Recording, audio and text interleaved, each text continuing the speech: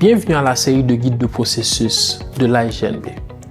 Dans cette vidéo, nous vous guiderons dans la plateforme d'évaluation des compétences, souvent appelée CBA, notamment pour créer votre compte, commencer l'évaluation, valider vos compétences et soumettre vos expériences à fin d'examen. En tant que candidat de l'AIGNB, vous devez démontrer vos compétences de pratiquer le métier d'ingénieur ou géosciences au Nouveau-Brunswick.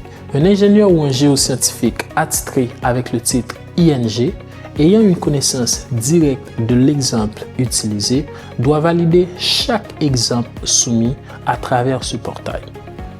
Cette vidéo a pour but de mieux vous aider à comprendre la plateforme, à compléter le processus d'évaluation des compétences en toute confiance et à éviter certains obstacles courants en cours de route. Êtes-vous prêts? C'est parti!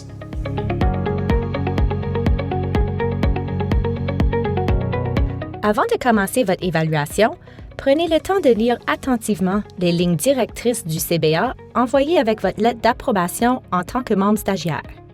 Une lecture complète peut vous aider à mieux comprendre le processus et à réduire les risques que vos compétences soient retournées pour révision ultérieure. Une fois que vous avez examiné les lignes directrices, allez sur competencyassessment.ca. À partir de là, cliquez « Connexion », sélectionnez l'AIGNB comme juridiction, puis choisissez « Créer un compte ». Vous devriez ensuite vérifier votre adresse courriel et compléter la configuration de votre compte en utilisant votre numéro de membre de l'AIGNB que vous trouveriez dans votre lettre d'inscription. Une fois votre compte créé, veuillez patienter jusqu'à ce que l'AIGNB ait terminé l'examen de votre dossier d'études et approuvé votre accès à la plateforme.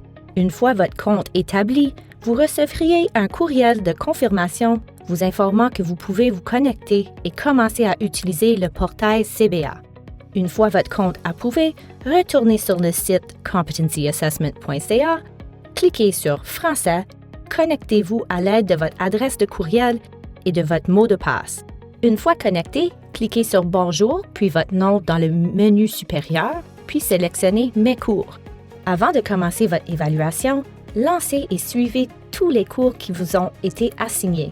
Ces cours sont conçus pour vous aider à mieux comprendre le processus et les attentes en matière d'évaluation des compétences. Une fois les cours terminés, sélectionnez « Poursuivre l'auto-évaluation », puis « Poursuivre l'auto-évaluation » pour commencer à entrer votre parcours professionnel et vos compétences. Lorsque vous entrez votre expérience professionnelle, assurez-vous qu'il n'y ait pas de lacunes entre les postes de votre parcours professionnel. Par exemple, la date de fin d'un poste doit correspondre à la date de début de votre poste suivant. S'il y a eu une période pendant laquelle vous n'avez pas travaillé ou votre travail n'était pas lié au génie ou aux géosciences, sélectionnez « Autres disciplines hors génie, hors géosciences » comme type d'expérience et entrez les détails appropriés pour cette période. Lorsque vous ajoutez des validateurs, remplissez tous les champs obligatoires dotés d'un astérix. Votre validateur peut ajouter toute information supplémentaire non obligatoire si nécessaire. Si votre validateur réside à l'extérieur du Canada et n'est pas inscrit à titre d'ingénieur ou de géoscientifique au Canada, sélectionnez « Autres » et entrez ces renseignements manuellement. Lorsque vous téléversez des documents, n'oubliez pas qu'un seul document peut appuyer plusieurs compétences. Si c'est le cas, téléversez le document dans la section « Téléverser un autre document » et indiquez clairement à quelle compétence il se rapporte. Vous pouvez également utiliser cette section pour téléverser des documents supplémentaires qui appuient votre expérience, comme une thèse, des rapports, des présentations ou d'autres exemples de travaux pertinents. Vous pouvez commencer l'auto-évaluation de vos compétences à partir de ce point. Au fur et à mesure que vous fournissez l'information sur chaque compétence, on vous demandera d'entrer des détails sur l'exemple de travail que vous utilisez. La date de début doit correspondre à la date à laquelle l'exemple de travail ou le projet a commencé et la date de fin doit correspondre à la date à laquelle ce travail ou ce projet a été achevé. Lorsque vous fournissez l'information sur vos compétences, cliquez sur l'icône en forme de point d'interrogation à côté de chaque compétence pour consulter les conseils et les attentes. Quand vous rédigez vos exemples, assurez-vous de suivre le format Situation Action, résultat. Situation. Décrivez brièvement le contexte ou l'idée générale de l'exemple de travail. Action. Expliquez les mesures précises que vous avez prises et vos contributions individuelles.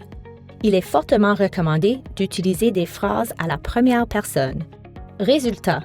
Décrivez les résultats, l'incidence ou les leçons tirées de ce travail.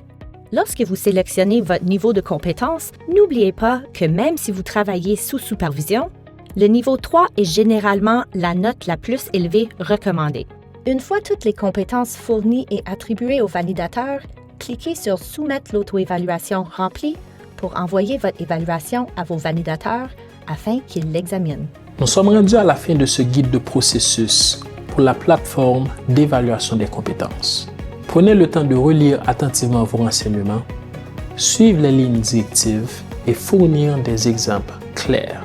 Vous pourrez ainsi contribuer à faciliter le processus d'évaluation, à réduire les retards ou les demandes d'une nouvelle soumission. Si vous avez des questions ou rencontrez des difficultés en utilisant la plateforme, l'équipe de l'AIGNB est là pour vous aider. Merci de votre attention et bonne chance dans votre parcours pour l'obtention d'un permis d'exercice au Nouveau-Brunswick.